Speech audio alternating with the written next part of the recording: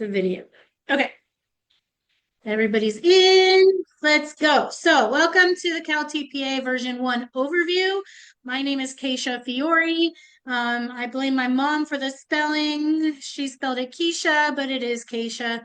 And it's easy to blame her because I didn't have anything to do with it. So, let's get started. I want you to introduce yourself because I need to know who's here and who we're going to be most supporting. So tell me what grade level you're working in and which version of TPA you're going to do. And I don't mean version 1. I mean, are you multiple subject? Are you pre-K 3? Are you single subject? Are you world languages? Are you special ed? And then there's 5 versions of that. So if you know, put it in the chat if you're not sure. um, put the grades that you're working on, and we will figure out which version you will register for in a few weeks when we can register. Okay. I want you to just take this opportunity today to take in the information. Okay. This isn't about worrying. This isn't about figuring it all out right away. This isn't about knowing all the details today. I am going to be telling you what the CalTPA version 1 is, what to expect, what you'll be expected to do, right? I'm not going to get into the nitty gritty of the how. That'll be overwhelming. And when you join the master class, we will go step by step through the how. We will dig into the rubrics and we'll dig into the questions. But for today, this is just an overview. This is the what you're going to experience. Okay? So don't freak out. Like I told you, I'm going to send out the video. You can message me. You're on the Facebook group. You're in my email mailing list. This is just the beginning tips of the iceberg, let's just say, to get a good idea of what you're going to experience when you do the TPA. Okay? Somebody says they can't see the presentation. Is that true for everyone now that I did the... Okay, let me stop share and reshare. And then when I put the presenter notes up, it might have blocked that. So I'll just ignore those because I'm not going to go figuring all that out right now. Why? Screen 1. That's you guys. Application windows, share. I'm going to close the presenter notes out. Okay, let's try that again. Presenter notes out. Presentation. Scroll full screen view. Yes? Can you see the... Okay, presentation now. Okie dokie, artichokes. You just never know for me. I will work that out for another time. It's not for today. Okay, so about me. Why am I here? What am I doing? Most of you are part of my Facebook group and mailing list, but you're like, why are you doing what you're doing? Why should I come and listen to you? I'm part of a credential program, so they're the ones helping me. But you're giving me some information, so I'm excited to come find out. So let me tell you a little bit about myself. I have been in education for almost 27 years. I got my credential in 98. So a few years ago, I have taught in grades 1, 3, 5 in high school Spanish in a variety of settings, private school, public school, urban settings, suburban settings.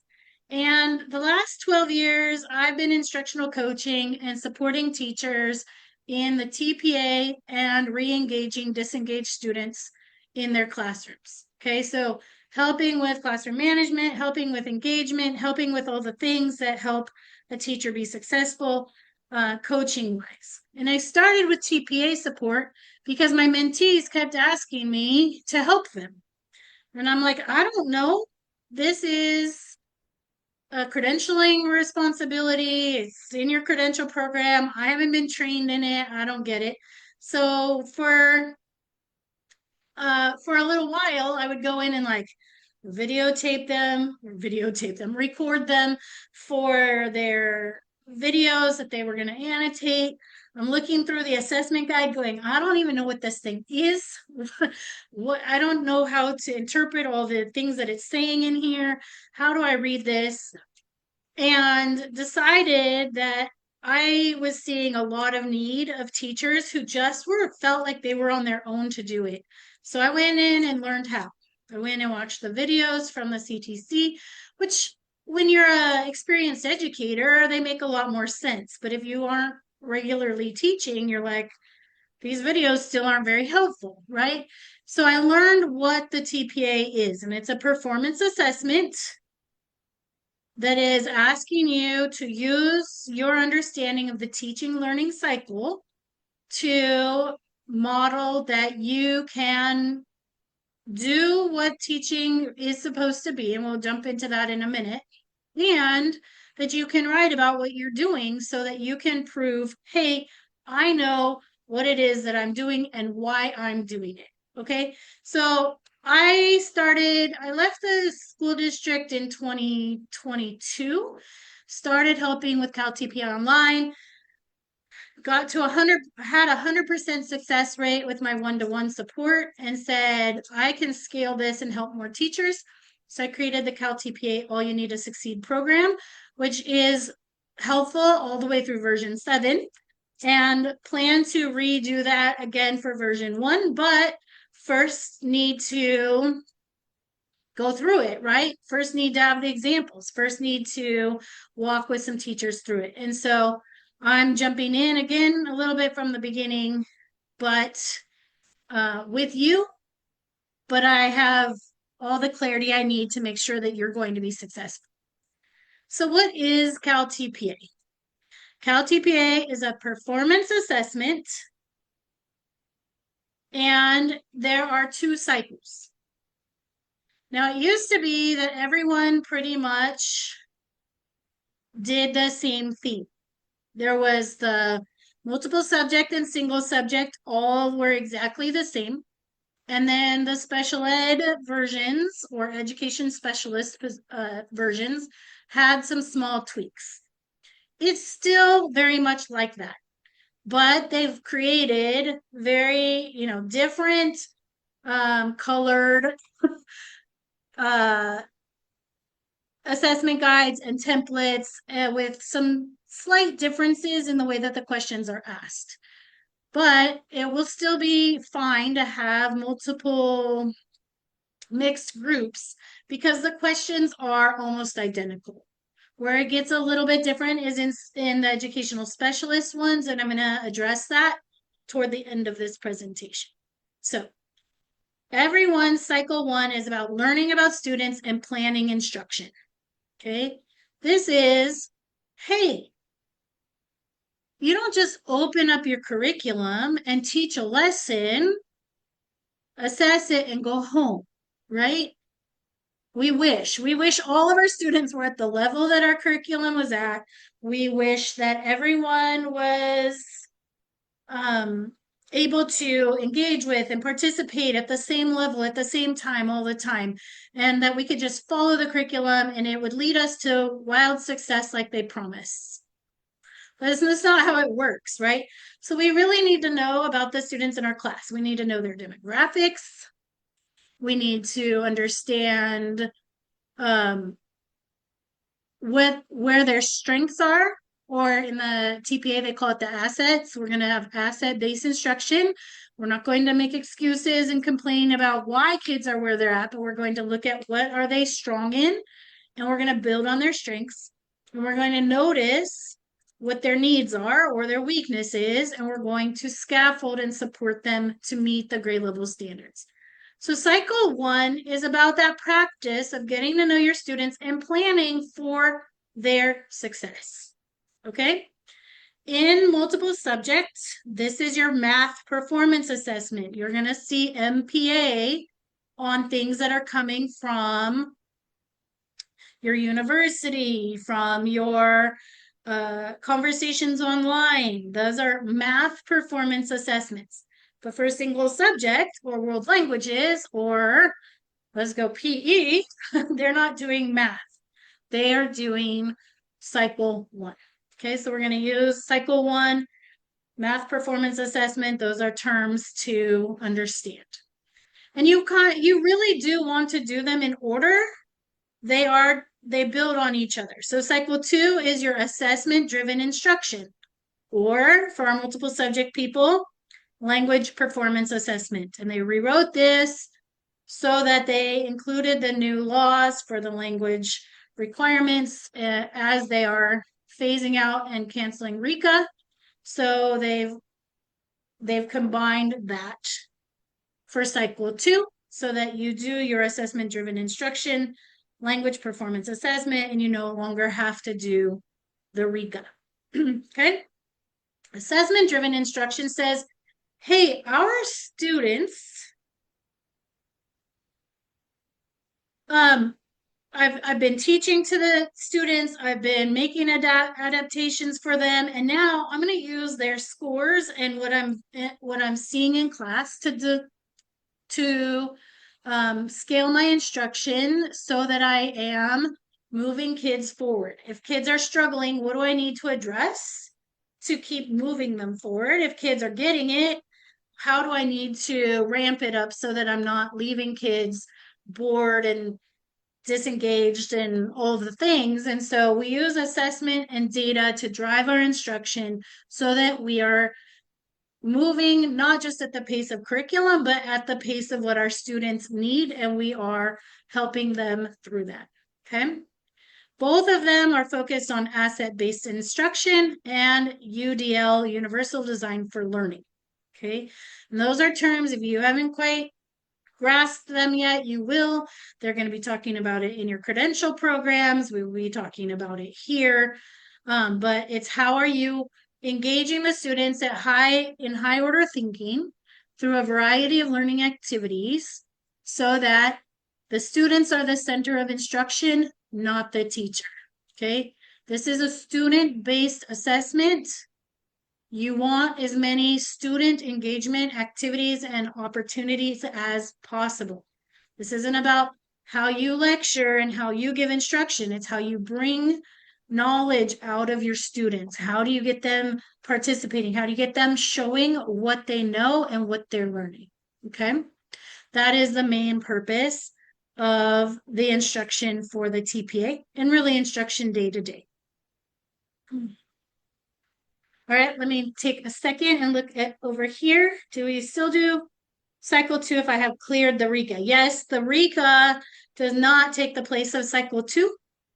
Everyone until this year took cycle 1, cycle 2, and the RICA. Okay. Now with this new version and the RICA being retired, the new version counts as the RICA, but the RICA does not count as a TPA. In that sense, they were different assessments in the past.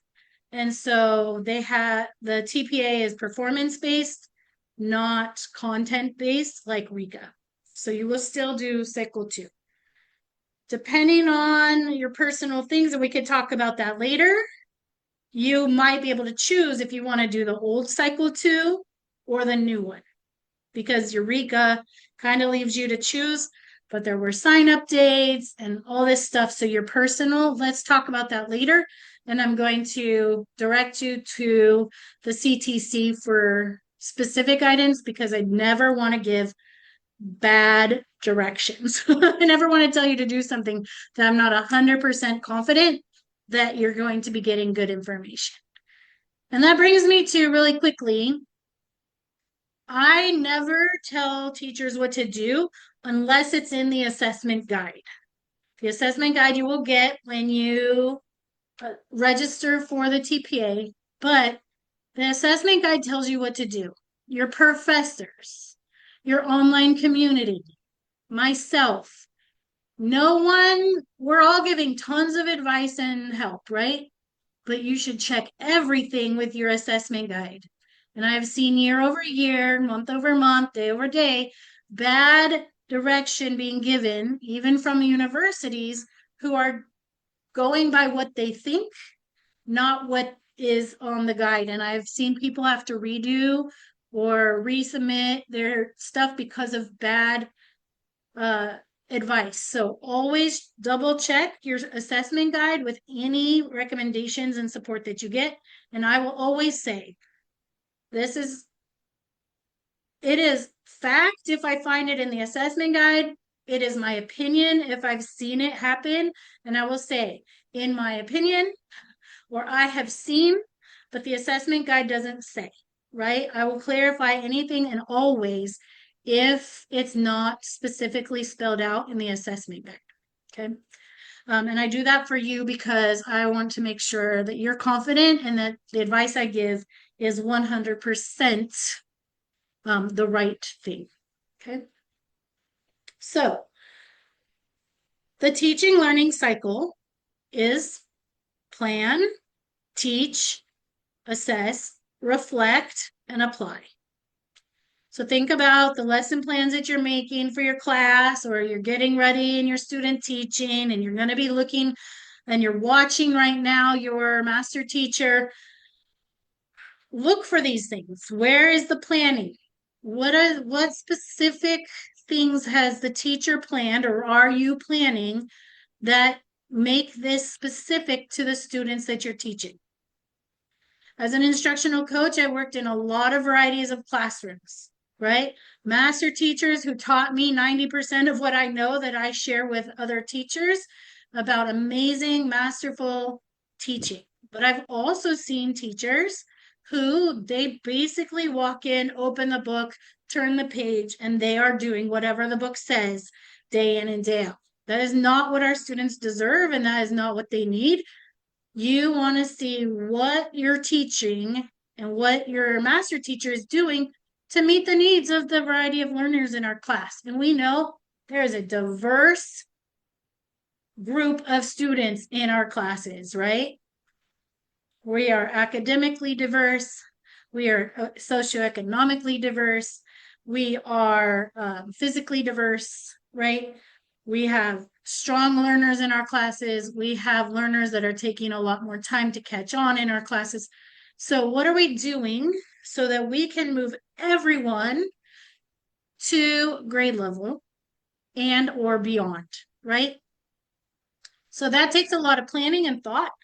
Once we planned it and thought through all the things, then we just teach it. And when we're teaching, we're saying, what is hitting? What are the kids getting? What are they not getting? Who's getting it? Who's not getting it? Right? And that's through observation. That's through listening. That's through whiteboards. That's through all of our informal and formal assessments that we do. And then the thing that's probably the hardest for us in teaching, because we're teaching all day and all night, we're planning, is the reflection piece. And the reflection really is our opportunity to say, hey, what went well? What worked? What strategies landed? What strategies flopped, right? Because teaching is not going to be perfect. And in the TPA, if something flopped, it's actually easier to do the reflection piece, right? Because it's not supposed to be perfect. But because we've planned so well and written it out ad nauseum over and over again, it usually goes really well and the kids pass. And then the reflection's a little harder because we don't have a lot that we're like, hey, I changed this because it really worked. And then apply is, okay, where are the kids? Are they ready to move on? Do I need to reteach? Is there anything that they need before we can move on? And I'm going to give them that. And then the cycle continues day over day. And in the TPA, that is the teaching learning cycle. Okay. Any other new questions over there? Okay, so let's dig in a little deeper. So cycle one, I connected plan, teach, reflect, apply. For your planning, you need to have 3 focus students. You're going to teach to your whole group or to a small group. We'll talk about that in a minute. But 3 of them are your focus students, and they have specific purposes, and we'll dive into that when we get into detail. You're going to be focusing on standards and academic language development for any and all students, not ELD, but ALD. And if you're multiple subject, you're also have a math practice goal. So you'll have 3 learning goals, a grade level standard, academic language development goal, and a math practice goal. If you're single subject and special ed, you do not always have the math practice goals. Depends on where you are in that scale, but we will determine that based on your assessment guide. In cycle 1, you are teaching 1 lesson. Okay, so you just need to plan a standard for 1 lesson. This is not the time to be teaching them everything they need to know about multiplying fractions, and you have this big old long list. If it's introduction to multiplying fractions, this is where you're going to develop their language around the math. You're going to teach them numerator, denominator. You're going to talk about how you're going to, the steps that they're going to do. You're going to do some model and practice together. You're going to gradual release of responsibility. The kids are going to use their manipulatives. And at the end, they're going to have multiplied 2 fractions, right? That's it. 1 lesson, not a series of lessons. You're going to record everything. Okay, everything you do related to your TPA, just record it all, because then you can find your best pieces later. You're going to choose 1 to 3 video clips that equal up to 15 minutes of time, and you're going to write a commentary of that. Okay, you're going to be talking about the content learning, the academic language development, the math practices. And so those details are written out, what you're going to do, but you're going to record everything, and you're going to have 1 to 3 clips that adds up to no more than 15 minutes of recorded evidence for your TPA. Okay. You could have a 10-minute clip and a 5-minute clip, right? You can have, so you get to mix and match however you want. You can have 1 15-minute clip.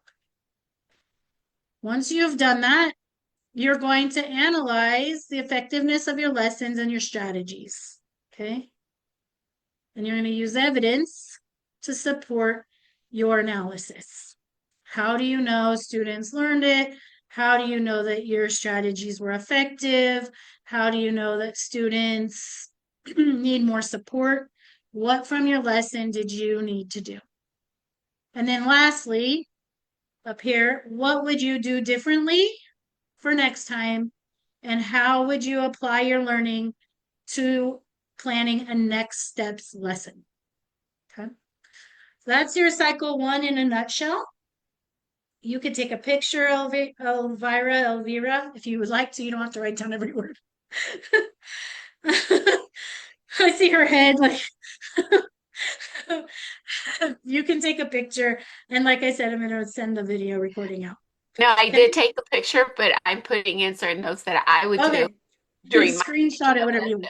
You could write it down if you want to. I'm a writer. That's how I remember it, but I also saw, I don't want anyone thinking this is, you have to memorize it. You don't have to, this is just an overview. Okay. All right. Any questions on cycle 1?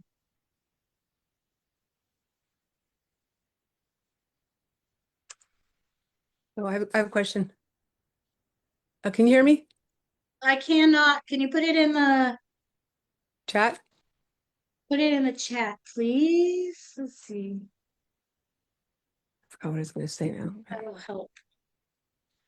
Okay, and so the evidence that you're going to be submitting for cycle 1 is contextual evidence and information for your students, 7 pages, up to 7 pages. I'll hit that in a second. Your lesson plan page, which there's a format for and things that you will follow, is no more than 10 pages. Your adaptations for your focus students, the materials that you're going to use, anchor charts, worksheets, manipulatives, whiteboards, etc., that they need to successfully complete the lesson. Video clips and commentary.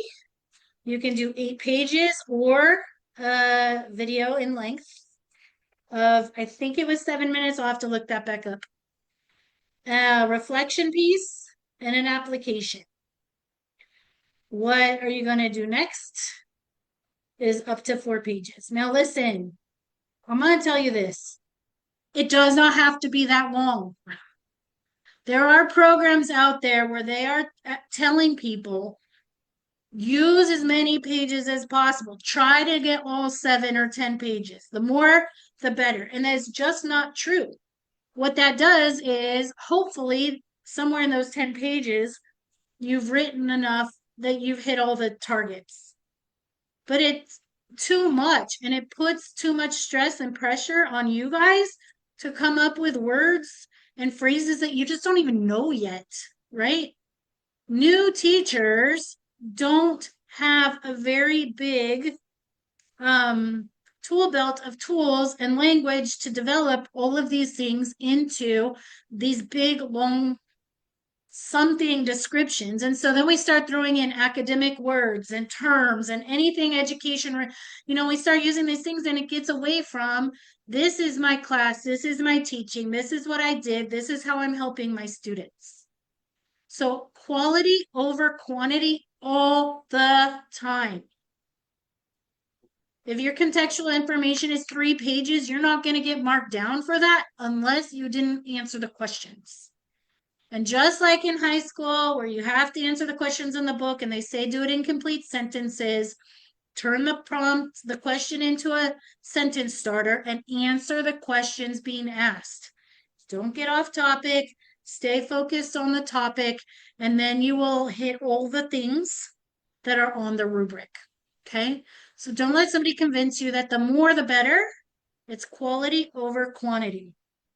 Now, Vicki says, can you use a lesson that students are currently using, or do we use one we did in university? That's a great question, Vicki, and it wasn't there. You are going to use your curriculum. You're going to be using where the students are. You are going to teach what the students are learning at the time that you do your TPA. That's Okay. Try not to go back to, hey, we did multiplication of fractions 2 months ago. And so I started writing my lesson plan, but now I finally get to teach the lesson and we're in division of fractions. Well, you wouldn't be that far apart, but pick the next skill 2 months later. And we're taking the kids back. This is about the kids. We want to keep them as routine and on track as possible. If the master teacher is using curriculum, you should continue in that same routine. Just because if you go use something from teacher pay teacher, the kids are really, they don't know the routine. They don't know how it is, right? If you go get some activities off a teacher pay teacher, but you're still following kind of the structure of your curriculum, then go for it. You can use your curriculum, you can use teacher pay teacher, you can use AI to help you create a lesson plan, but you need to make sure that it's grade level standards, that it's actual the rigor of grade level, which a lot of things on TPT and AI, unless you know the rigor of your grade level, you should stick to the curriculum. Okay? And also, what does it mean by 8 pages or a video? You will do your commentary either in writing or in a video recording that you sit in front of the phone and you record your commentary about what was happening in the video clips and you submit it as a video. And that'll be explained in your assessment guide and in the master class when we're doing that together. Thank you. Okay. So the next 2, I'm going to go a little more quickly through this because now you have an idea of the teaching learning cycle. We're just going to be kind of comparing what's different between cycle 1 and cycle 2. And they're very different, but you'll see that it's got the same, because it's the same teaching learning cycle, it's got the same firm foundation. And so instead of 3 focus students, you're going to have 1 focus student, right? And everything you're going to do in cycle 2 is saying, okay, what does this focus student who represents a group in my class need to be successful? You're going to use your standards, and this is the cycle with ELD. So no matter if you've got ELs or not, every student is a language learner in a sense. You're going to use an ELD standard and or literacy skill goal if you're multiple subject. What? You're going to be discussing the types of assessments that you're going to be using to make sure that kids are understanding, including a summative assessment at the end. And this one is a series of 3 to 5 lessons that bring the students from the beginning of the understanding of that concept to the ability to take a summative assessment on their own. Okay. So we're using assessments to drive our instruction. So cycle 1 sets us up in planning really well for our kids. Cycle 2 is all about assessment-driven instruction. How we're using, we're going deeper. How are we using what we know about the students, what they're producing to help us continue to push them into and beyond grade level goals. Again, you're going to record everything. This time you have up to 20 minutes of content.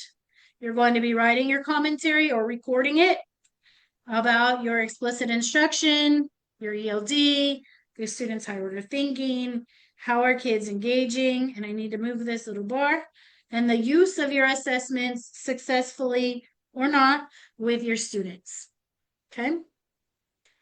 You reflect on lesson, so you're analyzing again, providing actionable feedback to your student, your focus student from their summative assessment, and you're going to submit a work sample, a scoring rubric, and a reflection for your focus student summative assessment. And then you'll determine the next steps for learning. You're going to plan that lesson and you will record it, the next steps lesson, with a commentary and up to 5-minute clip. Okay. So there's definitely more. Cycle 2 is more beastly than cycle 1 because it's kind of looking at, I like to say, a week of instruction and what would be the key elements of your week's instruction to get kids from the beginning of the concept to the end. And because this is literacy focused for multiple subject, this is where that RECA really comes in, and your literacy skill goals, you're going to be emphasizing heavily in this. Okay. And then for cycle 2, you will be submitting these things. And then videos and commentary is 8 pages plus video, and application, you could do a video as well.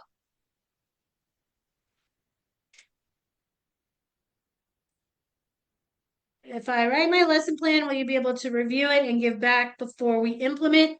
I do have services for one-to-one support in lesson plan writing, that kind of thing, to make sure that you've got all the stuff before you go. But ideally, be in my master class where we're doing that together and everybody's confident before they record anything. And then can we use one of the 3 focus students from cycle 1 on cycle 2? Yeah, if you're in the same placement and you want to use the same focus students, you can. You're just going to look at if the focus students from cycle 1, the needs are the same as the student that you're going to pick for cycle 2, because this is math, this is is literacy driven, or if you're single subject, then probably it doesn't really matter because they're still going to have struggle with your content. Okay. There's some differences between the gen ed and the ed specialists, but not that many. You're just mostly, instead of having focus students from a variety of groups, which is a student who's struggling in the content, a student with a language development need, Use your and use your the visa. third one is a student with social emotional needs for your ed specialist. I hear a voice. I don't have my right. Whose voice is? I don't know who. For the ed specialist, you're going to be focusing on your students' IEP and 504 goals. And you're going to use your assistive technologies more. You're going to use your assistive curriculum more. And you're going to talk about how you are collaborating with your support staff. So there's just some additional things for ed specialists where you're talking about those things that are uniquely special to special ed, right? But the cycles are generally the same. And you're documenting your interventions and accommodations based on 504s instead of just the other three focus students. Okay, any I have a question. questions? And put them in the chat because for some reason, everyone sounds really quiet. I have my volume up, which is weird.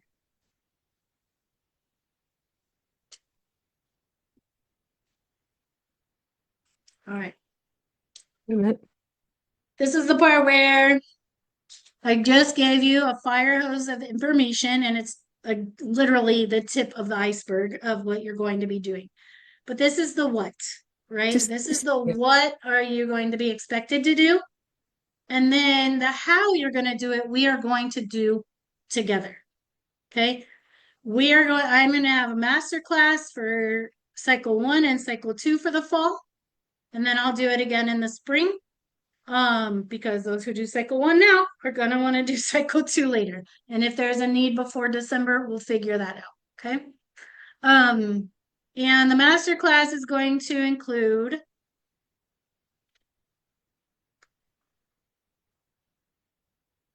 10 weeks of step-by-step guidance with me through the TPA.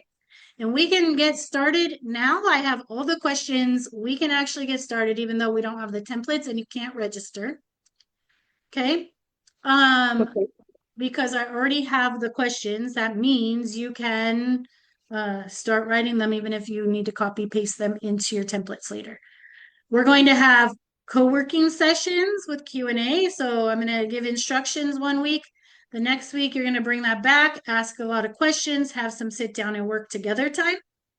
You can message me anytime, which means you get to unlimited messaging with me. So on Facebook Messenger, you just message me anytime. And this is one of the things that teachers find the most support in my programs is, hey, I'm here for you. This is what I do. And I answer text messages all times of day and most of the night. Okay. I do sleep. So you should be asleep when I'm sleeping, not working on your TPA. But unlimited messaging, this is where you get, hey, I'm working on this. I'm stuck. What does this question mean? Thousands of different types of questions I've been asked and been able to answer while you're working, which is different than your teacher who you email in a couple of days or weeks later. You get answer to, and you were like, I'm not working on it now. I already got past that or whatever. And then my proven success rates are over 98% with my video program and 100% with my small group and one-to-one clients for passing the TPA. So we're going to do that. And I'd like to start our first group on the 15th, even if you cannot register until the 23rd, because like I said, I have the questions and I know that you're chomping at the bit to get done. Some of you need to be done by early December. And if we're going to do 10 weeks, I really want you to have what that is. So you can sign up tonight. I'm going to give you a $50 discount for participating tonight and joining. And I'm going to cut that off on Sunday. So you have a couple days to think about it and get back to me and sign up so that we can get started. Okay. I just want you to know, like, I don't do this because I love the TPA, right? Like, there's nothing about this. I would change 90% of it. I would do it completely differently.